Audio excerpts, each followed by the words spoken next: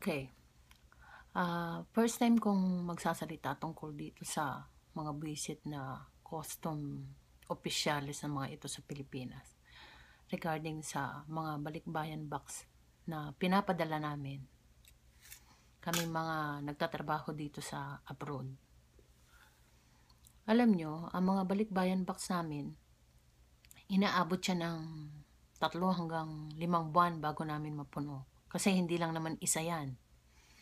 Katulad ko, mula nung dumating ako dito sa Canada ng 2008, hindi ako pumapalya ng padala ng balikbayan box sa mga pamilya ko. Sa nanay ko, sa 8 kapatid ko, sa 21 pamangkin ko. Ngayon, may mga apo na ako sa pamangkin, kaya lalong nadagdagan. Habang nagtatagal, nadadagdagan yan.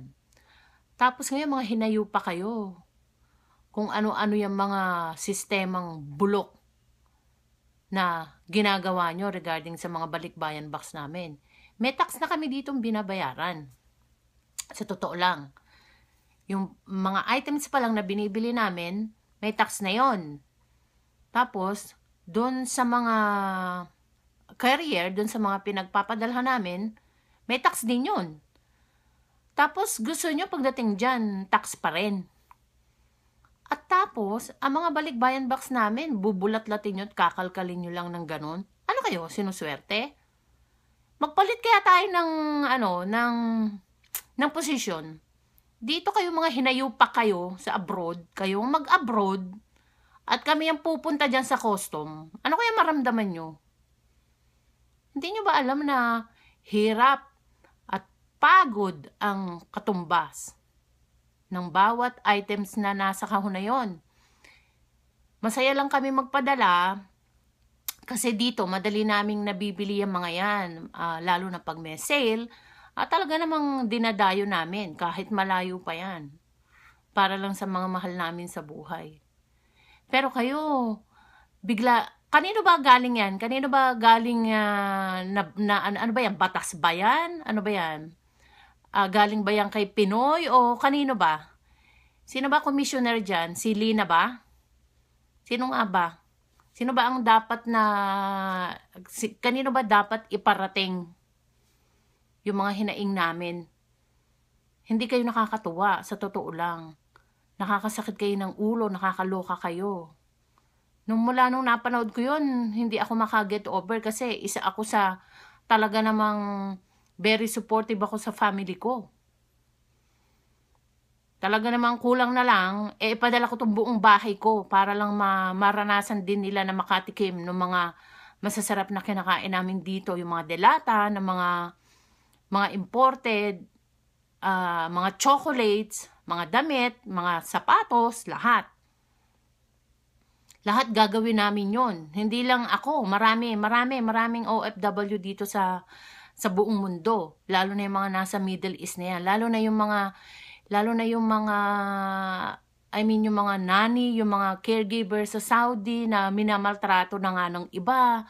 Tapos gaganyanin nyo pa yung mga balikbayan box namin. Wala ba kayong mga hiya?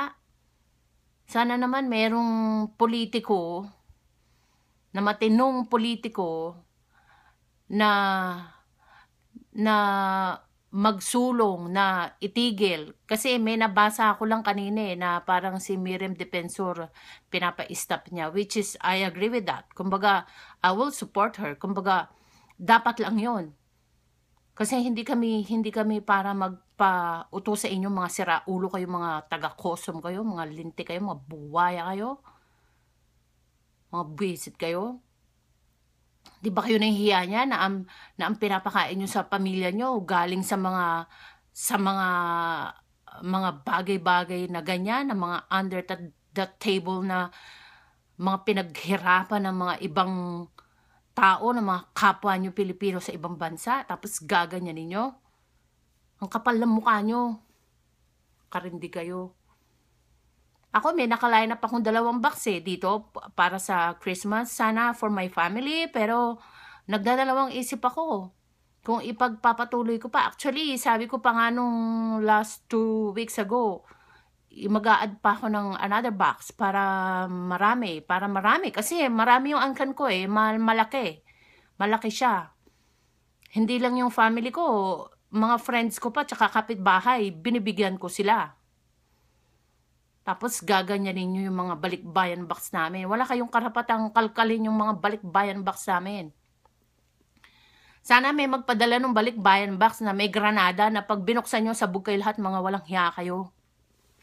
Kakapal ang mukha nyo, nakakagigil kayo. Sana nga umasenso ang mga buhay ninyo. Sana nga yumaman kayo, magkabahay kayo ng ginto. Hindi na kayo mga naawa sa amin. Ngayon, alam mo, magkakaisa ang mga OFW na wag na magpadala. Tingnan natin kung meron kayong kalkalin. At tingnan natin kung meron kayong maging trabaho dyan sa custom. Sorry, no offense, pero I didn't mean anyone to hurt na masabi ko sa custom kasi may mga kakilala ako na nagwo-work sa custom tsaka dating nag-work sa custom. But sorry, I didn't mean anything. Pero this time, parang super bad. It's not good. Hindi maganda yon. Kaya sana suportahan nyo yung mga gusto na patigil yung sistema na yan sa pagtatype nila ng mga balikbayan boxes namin. Okay? Okay. Thank you very much at good luck sa inyo dyan. Tsaka, sana ma-realize nyo yung paghihirap namin dito. Dahil hindi lang ako isa, marami kami, all over, marami kami. Thank you.